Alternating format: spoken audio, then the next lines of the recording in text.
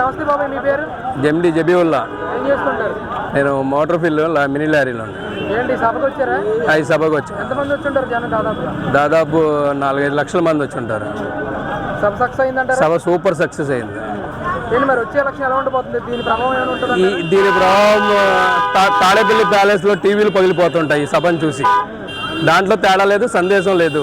వాళ్ళు ఎలాగ ఓడిపోతామని డిసైడ్ అయిపోయి 175 గెలుస్తామని ఓడిపోయేవాడు ఆ మాత్రం గాంభీరంగా చెప్పుకొని కొంతమందిని మబ్బు పెట్టడానికి చూస్తున్నాడు. అంతకు మించి సాధించేది ఏమీ లేదు, ఉరగపొడిచింది ఏమీ లేదు రాష్ట్రానికి.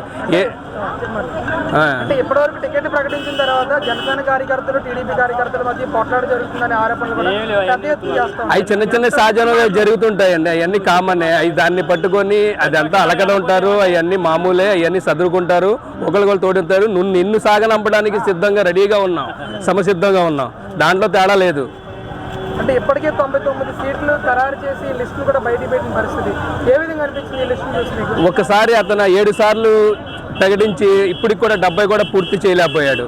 ఒకేసారి 99 ప్రకటించేటప్పటికి అతనికి గుండెల్లో రైళ్లు పరిగెత్తుతున్నాయి. ఏంటన్నా మరి ఎలా ఉంటుందంటారు పోటీ? అసలు పోటీ కాదండి, అసలు ఆ పోటీ మునిగిపోయే పడవ, చిత్తుగా ఓడిపోవడమే. అసలు పోటీ లేదు. ఒక్కసారి దేవుడు ఒక్కసారి ఛాన్స్ ఇవ్వమన్నాడు, ఇచ్చారు. అదే ఇంకా సదాస్తు దేవతలందరూ దీవిచ్చేసారు. ఇంకా పార్టీ ఉండడు, ఇది జెండా కూడా ఉండదు. ఇంకా టీడీపీ అభ్యర్థి నిలుచున్న చోట జనసేన కార్యకర్తలు సపోర్ట్ చేస్తారా? అలాగే జనసేన అభ్యర్థి ఉన్న చోట టీడీపీ కార్యకర్తలు సపోర్ట్ చేస్తారా? సమన్వయం ఏ విధంగా ఉండబోతుందంట? ఎవరు ఎలాగున్నా సరే వేసేటప్పుడు మట్టికి అందరూ కలిసి కట్టుగానే పనిచేస్తారు. టీడీపీ కార్యకర్తలు ఇక్కడ జనసేన క్యాండిడేట్ అయినా సరే, టీడీపీ కార్యకర్తలైనా, నాయకులైనా సరే, ఒకటి అరా నాయకులు అడితే ఆ నాయకులు పోయినా సరే ఇక్కడ ఓటర్స్ మట్టికి కార్యకర్తల మట్టి కంకణం కట్టుకున్నారు. నాయకులు ఒకడు ఉంటాడు, పోతాడు, అంత సమస్య లేదు. అది మరి రెండో అవకాశం అడుగుతున్నారు జగన్మోహన్ రెడ్డి. రెండో అవకాశం ఆల్రెడీ ఇప్పటికే సర్వనాశనం అయిపోయిన తర్వాత ఇంకేం చేస్తాడు? ఇంకా గోదావరిలో కలిపేయాలి, జనాలందరినీ కట్టకట్టేసి, లేకపోతే బీహార్ తీసుకెళ్లి జైల్లో అమ్మి పెట్టేయాలి అందరినీ.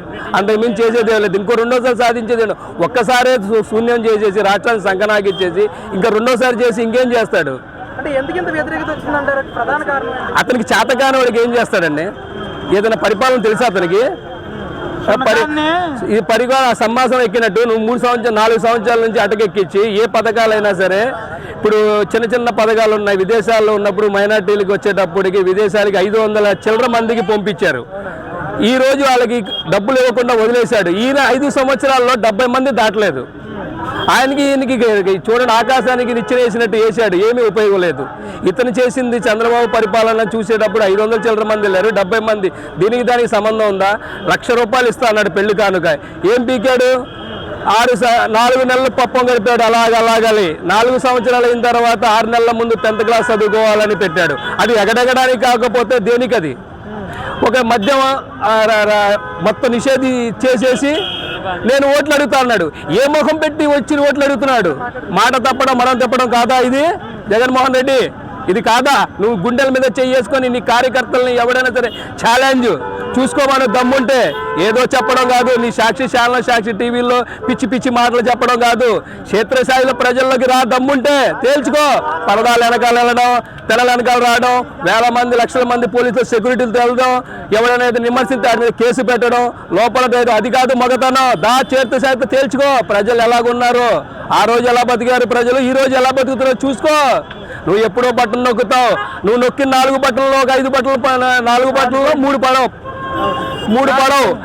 జనాలు వెళ్తారు. డోక్రా గ్రూపు నీకు ఎవరమ్మా డబ్బులు ఇచ్చారంటారు, ఫీజు ఇన్స్టాల్మెంట్ అంటారు. ఒక్కసారి ఇచ్చే గవర్నమెంట్ని తీసుకెళ్లి 4 సార్లు నువ్వు బట్టలు నొక్కుతావు.